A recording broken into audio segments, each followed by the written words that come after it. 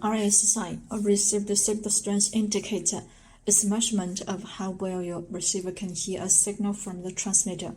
When there is a control problem of T8FB transmitter, such as short control range, signal loss, please test the RSSI. It is also recommended to test RSSI before the flight in order to avoid the loss of control due to signal problems. And how to test RSSI with T8FB transmitter, and I will show it with T8FB transmitter and R8EF receiver. First, we need to install the parameter adjustment app for T8FB. T8FB has no screen, so we can view all the settings on the app, and we can check the RSS value on the app to confirm the successful bending and also the signal strength. And the parameter adjustment app for T8FB can be installed on computer or your mobile phones. You can get more information of the app from our official website. I have already installed the app on my iPhone. Here it is. Open it. Click Connect. A list of devices will pop out for your selection, and click the first one, RadioLink. T8FB will emit the descent. You can push any one of the trim button to stop the descent. And the servo range will display on the app with the joysticks. The bells move accordingly means that the transmitter is connected to the app successfully. And you can check the RSS value here. It shows no, so there is no signal because the receiver is not powered on.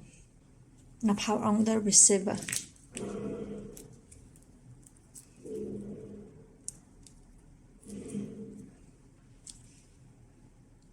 The receiver is powered on.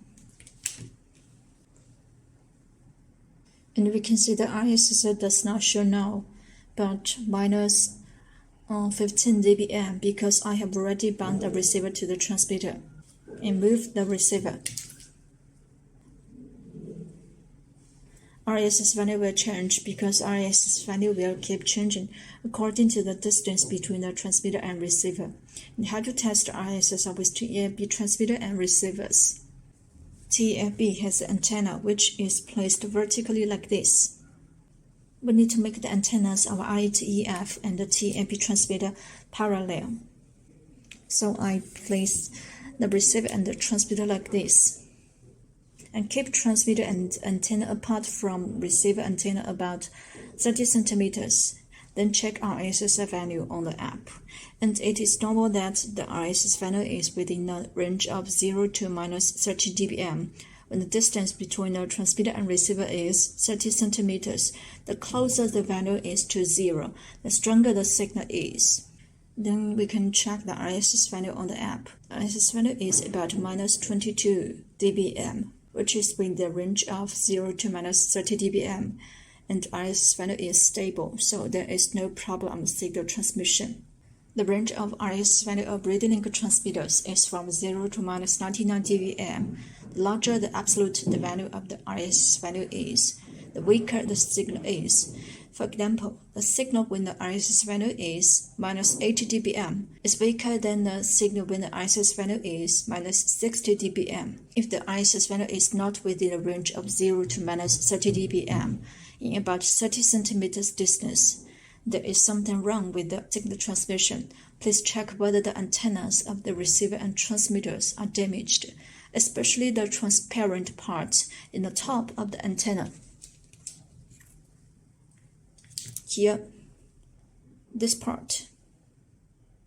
Because most signal degradation is caused by receiver antenna damage. And if the receiver antenna is damaged, it needs to be replaced.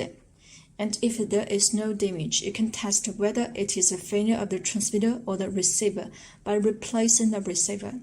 If RSSI is within the range of 0 to minus 30 dBm in 30 centimeters distance, and the antenna is not damaged, but the control range is short, you can check the possible reasons on the screen. And that's all about how to test RSSI with T8FB transmitter and receivers.